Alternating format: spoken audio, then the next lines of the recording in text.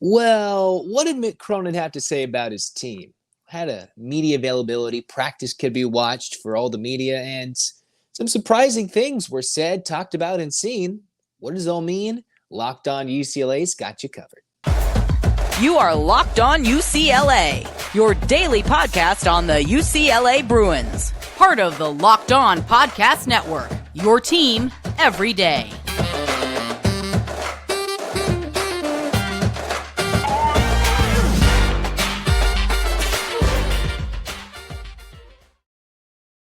Welcome, everybody, to the Locked On UCLA podcast. I'm your host, Zach Anderson-Yoxsimer, and thanks for making this your first listen each and every day. It's free wherever it's your podcast. It's your team every day.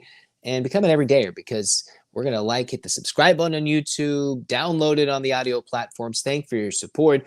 This episode is brought to you by FanDuel because make every moment more. Right now, when you bet on a Super Bowl winner, you can get bonus bets every time they win the regular season at FanDuel.com/locked on. So earlier on August 17th, Mick Cronin had some media availability. I know all the looks and thoughts are about football and fall camp, but the Bruins had an open practice. Everybody was tweeting about it, looking into it.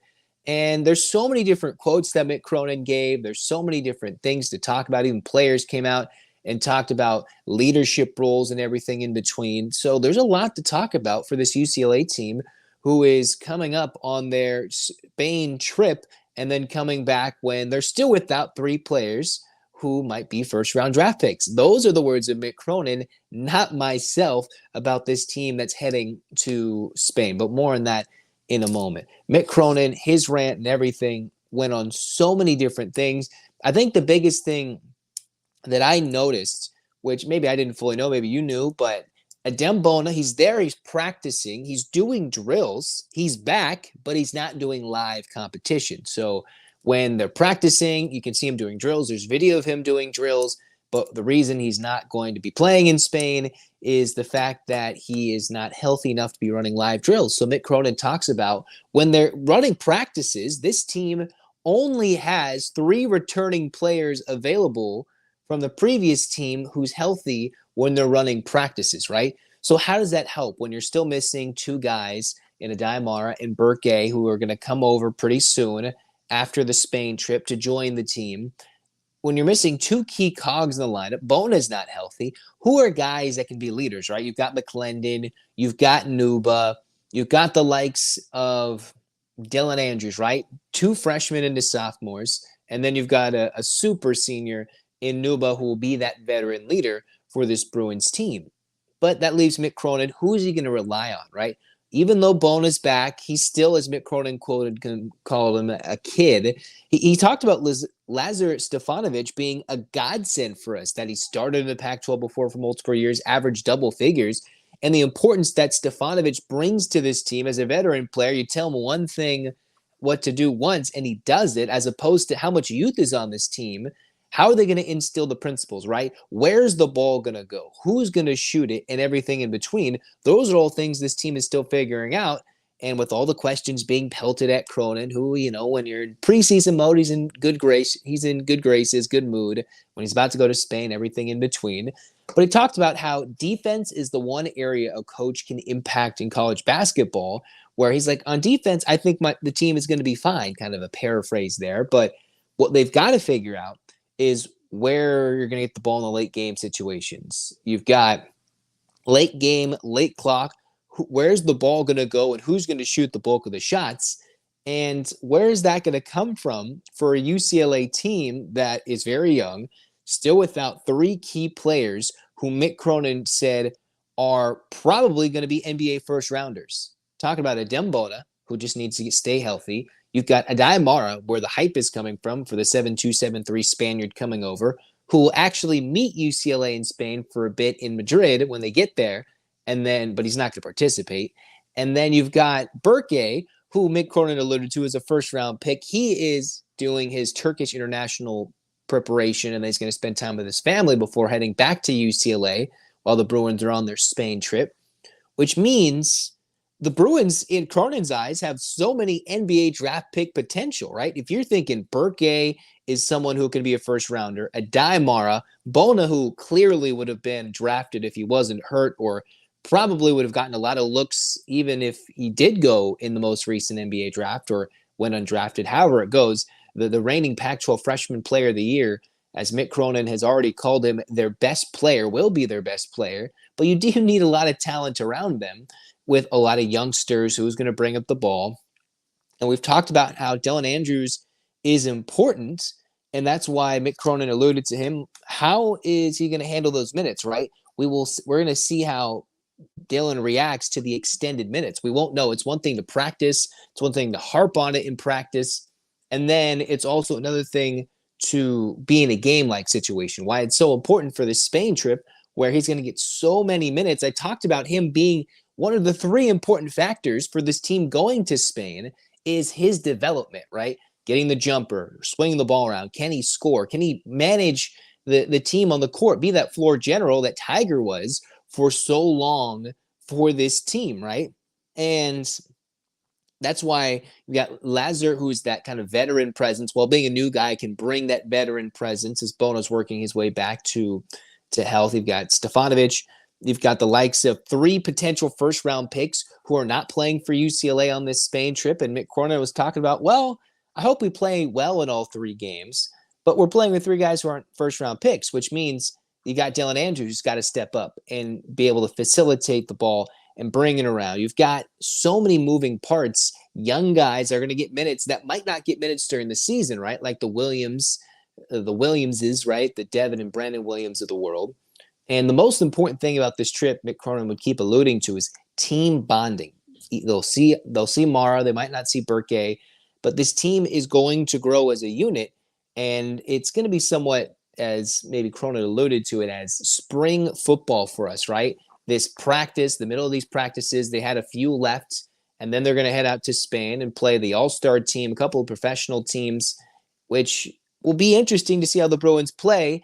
Even if they lose all three by big margins, win all three by big margins, we won't fully know how this team is going to look until they bring in all the other players or the two other players, and Bona is completely healthy to go in full live contact and practice. So I think to summarize this first segment rant, if you will, it's the fact that Andrews is going to get a lot of PT. How is that going to affect his development moving forward? He gets the first crack as the starting point guard, and there were some videos of the players post-practice getting interviewed, and Andrews was talking about, how is he going to be that leader on the court from year one to year two, getting that big minutes usage rate bumped up.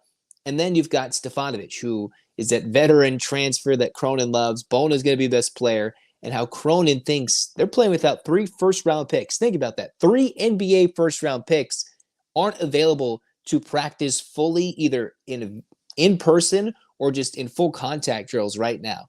So while the Bruins have grown and maybe different players are starting to hit their preseason stride, there's still so much growth that's going to happen for this UCLA team, which makes me wonder, who are the other guys that have been growing, that have been impressing Mick Cronin? And we've touched on it. But Cronin kept adding on to more players and more individual players he touted, which we're going to talk about in segment 2. Like, who is going to be a scorer for UCLA?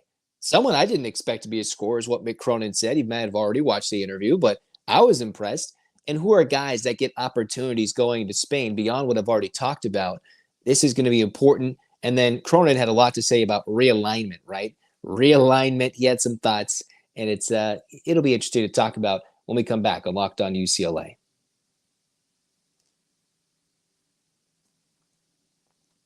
You're going to want to make every moment more when you think and look with FanDuel, because FanDuel Sportsbook is giving you a chance to win all season long. Every time when you bet on a Super Bowl winner with football about to kick off, you get bonus bets every time they win in the regular season. Let's say that again. When you bet on a Super Bowl winner, when they win in the regular season, you get bonus bets. All you have to do is pick any team, and you'll get bonus bets for every victory. So choose a good winner. You can bet from spreads, props, over-unders, everything and more. All you have to do is go to FanDuel.com/lockedon and start earning bonus bets with America's #1 sportsbook at FanDuel.com/lockedon.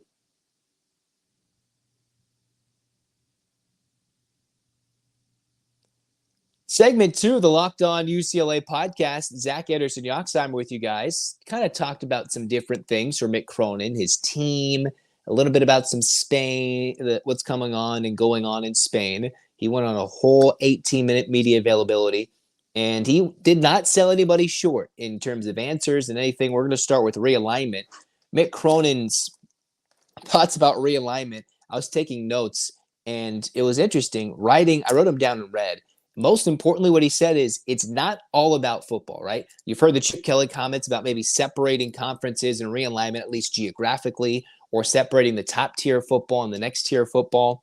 But what Cronin says is it's not about football. It's about money for conference realignment. None of it is in the best interest of the student athlete, no matter what anybody says. More money to cover the bills. Because what he was talking about is maybe if you're aware, if you're not, when the kids, all the athletes, regardless of basketball and football, all the student athletes, the athletic department has to pay the school to use those scholarships for those tuitions. There's just so many bills that have to be paid beyond just the scholarships, the out-of-state tuitions, right? The likes of travel bills, nutrition, food, all these added things are going to come with the new travel and extended travels in the other parts.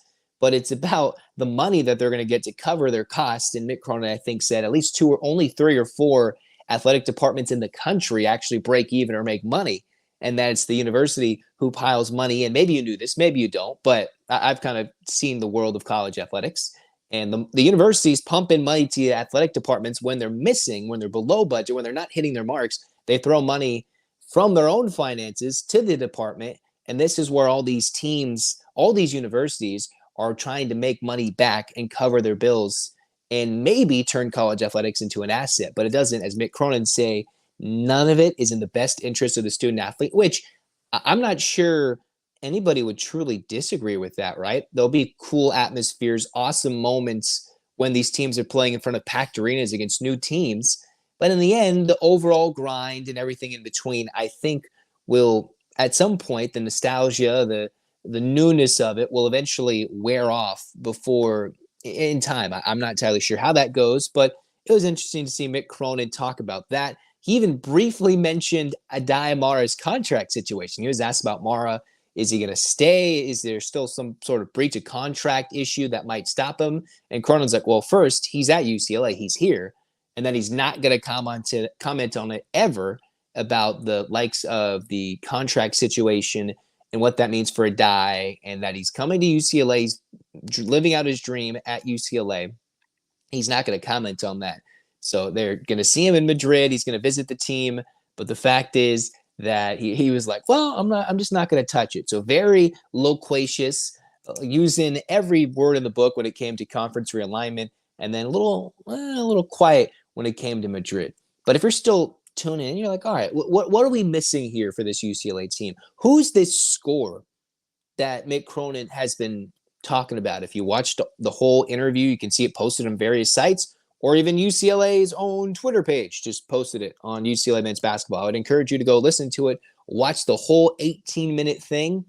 It was, I think, actually worth all 18 minutes. Sometimes you listen to media availabilities, Q&As, and you're just like, we're just wasting our time. But Mick Cronin and even Chip Kelly now are becoming more and more entertaining in terms of giving fun answers, whether it's about the state of college athletics as a whole, or maybe more for Mick Cronin, how he gives so much in-depth analysis about his players, which what he said about who is going to be a scorer, he mentioned Sebastian Mack, right? The Bearcat, kind of going back to the Cincinnati days, how he's a tough dude. He could be a boxer and he's not running from a fright. That was a way to say he could pick up the gloves, he can go in the ring, score 1-2. You know, I'm a big Rocky fan. I love Rocky 3, one of my favorite all-time movies.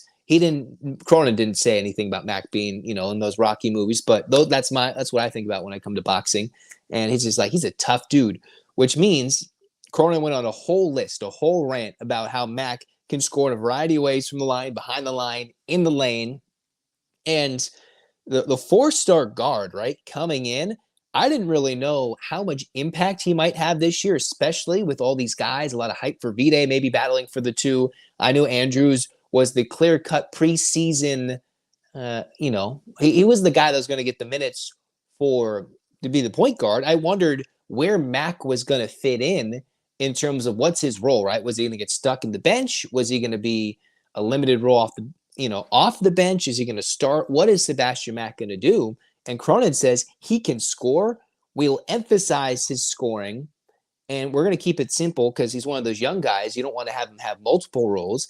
He wants him to score, and they'll have other guys take on more point guard duties, right? That would leave Andrews, Vide, McClendon, to name a few, right? 3 guys who I think would be very capable in the point guard role in certain aspects, in certain shifts throughout the game. But that's interesting. Cronin said, we need his scoring, and he can do it. That's a lot to put on a freshman. So Mack's going to be asked to shoot the ball, score the ball, get to the rack, and put it in. And there was a lot of question about how this team's going to score. A lot of it went to Tiger last year. Obviously, Jaime Jaquez Jr. You would see Bona get some lobs. Singleton, when he had the opportunity, would shoot from half court and make it half the time, right? And then you have Bailey and Clark doing different things. You kind of had a rotation offensively that especially helped with the defense.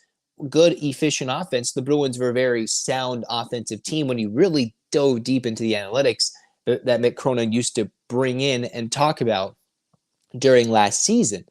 But the fact that he has such high praise continually for Sebastian Mack is, I don't want to say the word surprising, but there's just so much about this team that we don't know. Even Mick Cronin doesn't know about this team. But for Mack to get a large shout out, for him to get a bulk of the scoring, we'll see how that plays out in Spain, how that actually turns out in the year. But in terms of guard scoring, Mack is going to be that go-to guy, and maybe might not actually get as much point guard duties, at least distributing the ball, as one might have thought initially coming in. So it's interesting about that as well. He had some high praise. Brandon Williams talks about how young he is, being a 17-year-old freshman. He'll play multiple positions, get a lot of minutes, get a lot of run time as he's been getting in practice with guys out and in this opportunity in Spain. So this could be a big growth development opportunity for Williams, who Cronin alluded to as, hey, he's the same age as my children.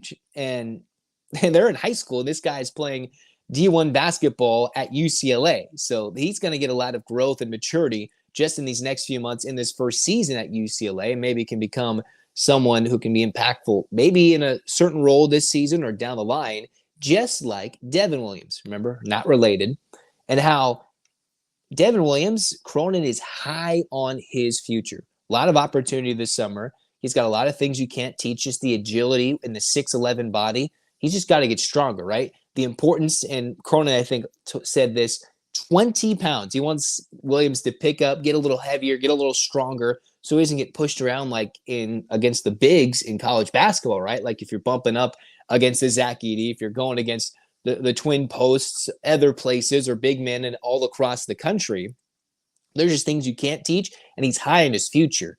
So with Williams probably battling it out with the likes of a Nuba, with the likes of a Bona and Amara, you could see where he's going to slot in maybe third or fourth on that list, despite the ability, sheerly based on his strength or maybe lack thereof at this moment. But if he's going to be high and mighty, stick around for 1, 2, 3, dare I say 4 years, he could be someone that could be very good in Cronin's eyes, where this team will be exciting, electric, and a lot of unknowns coming up for this team, which, again, this is why Mick Cronin talked about team bonding is the emphasis, this growth, and the wins and losses won't necessarily frustrate him. At least that's what he says. We'll see how he acts when he's coaching on the court during this Spain trip. And how he wanted to actually go on this trip 2 years ago. COVID canceled it. Wanted and thought about it last year to go on it, but Jaime was hurt, and he's like, well, we'll be healthy. Why am I going to go with the seniors? Well, it would be fun to maybe take those seniors, right? Take them on one last getaway. He thought, well, next year we're going to have a lot of new guys, a lot of young guys. Why not take them on that trip later and we'll be healthy? Ironically, he joked, or maybe sarcastically, was mentioning how, well, we've got 2 guys who got into school later, Burke and Mara, and how Bona is hurt and not healthy. So they're still going with a shorthanded roster over to Spain to make this trip happen. But there'll be a lot of growth and a lot of opportunity for guys who are either going to see their roles significantly increase from this opportunity in Spain, or they're going to see what they need to build on once they get back to Westwood over from the end of summer into the beginning of fall until the season starts less than 3 months from the middle of August, right? We're getting that close already to the next college basketball season. Blows my mind that we're this close already to the start of the season. So Mick Cronin, I think, has a lot of work to do with this team. There's different outlets that you can think about and read that they don't even think UCLA is a championship contender. And I don't want to put them on a short list. That's not fair to this team at this moment, with still so much gelling and so much things we have to see, and even for Mick Cronin. But the talent is there, the uniqueness is there, and there'll be excitement. A different level of buzz compared to last year, but there will be just so many eyes to see how this works, how this changes college basketball recruiting, everything in between with all the international recruits coming over. And we'll just see how they all gel this season, right?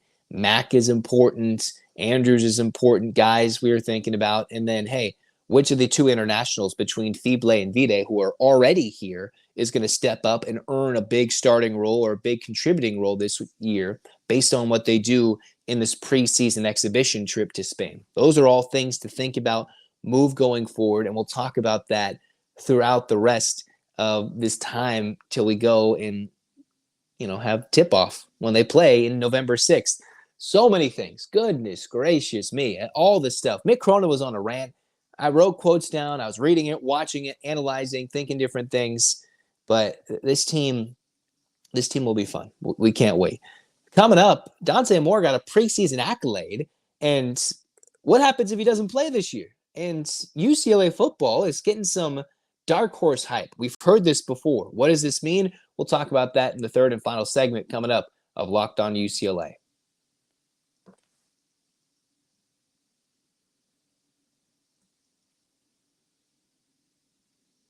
Third and final segment of the Locked On UCLA podcast. Zach Anderson-Yoxsimer with you guys. And the Bruins, they've got Dante Moore, who is listed as, maybe might win that starting job. There's been no official word, at least in the recording of this podcast, from what I've seen as to one way or the other. There's only so much media availability, so much coverage that can happen. They're stuck in the corner, everything looking at who's going to be the starting quarterback. Garbers, you've got different show hosts talking about Garbers, different outlets saying it's Moore. I'm on record saying I'd like to see Moore get the job, but actually who wins it, there's not really a clear-cut favorite at this moment. Chip Kelly's history tends to lean veteran, but will it actually be the freshman Dante Moore, who is the preseason freshman All-America team on offense, which basically means that some of the biggest outlets, some of the biggest minds in college football expect Dante Moore to play and succeed. Which would be funny is if he actually doesn't win the starting job, not that he can't come on and burst onto the scene later during the year. But Dante Moore is already getting recognized. This is the talent. This is what he's got. And I know there's already been a lot of hype about the running back room, the receivers. J. Michael Sturdivant's name's been thrown around so much. But who's going to be throwing in passes?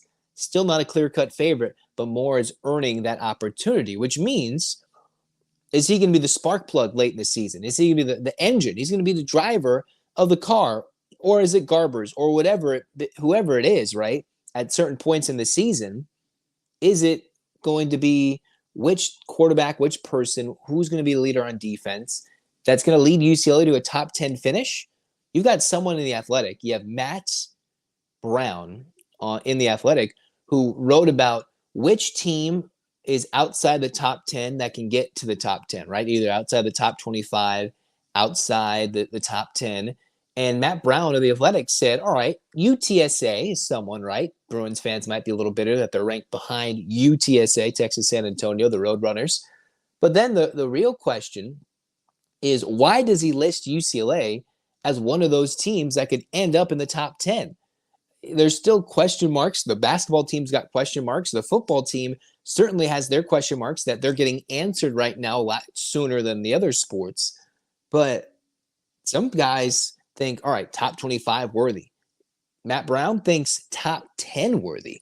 I don't want to go that crazy and say, all right, this is what they're going to be. That's how they are until we know the quarterback. But it's nice to see that there's such a wide range of what this team can be for UCLA. You've got so many individuals who have an opportunity to step up, not only for a team, but for their NFL careers potentially post, right? got Leatu, Latu. You got some senior linebackers, some DBs who want to make some opportunities happen, transfers all over the field that can earn themselves starting jobs and earn themselves some NFL money in years in the future. And then you've got a team that is such a dark horse in the Pac-12. Nobody truly understands where they're going to go. And they're getting top 10 hype all across. Well, not all across. That wouldn't be a fair statement to say. But they're getting top 10 love, top 25 near buzz. And their freshman quarterback's getting preseason hype, even though he hasn't earned the starting job yet. We don't know if he's actually going to start this year, let alone play enough to earn that preseason All-America team honoree that he got as an offensive starting quarterback. So there's a lot of excitement. The 2023 hype is coming closer. Coastal Carolina's around the corner. San Diego State's around the corner. All those games that can mean so much to UCLA's season, all very, very soon, which is why you got to stay an everyday listener of the Locked On UCLA podcast, because there's so many things the Bruins can do football-wise, basketball-wise, all the other sports beginning across UCLA athletics. You know, their women's soccer team, they're getting started. They're the defending champs, trying to go repeat with Margaret Erosaza. So we'll see how it goes here on Locked On UCLA. We'll talk more leading up to the Spain trip. We'll talk even more football stuff, football news, coverage, everything in between. Hit that subscribe button. We thank you for your support. Zach Anderson-Yoxsimer saying, hey, let's get those hands up. 8 clap time, baby. And 1, 2, 3, 4, 5, 6, 7, 8. UCLA. UCLA fight. This has been Locked On UCLA. Go Bruins.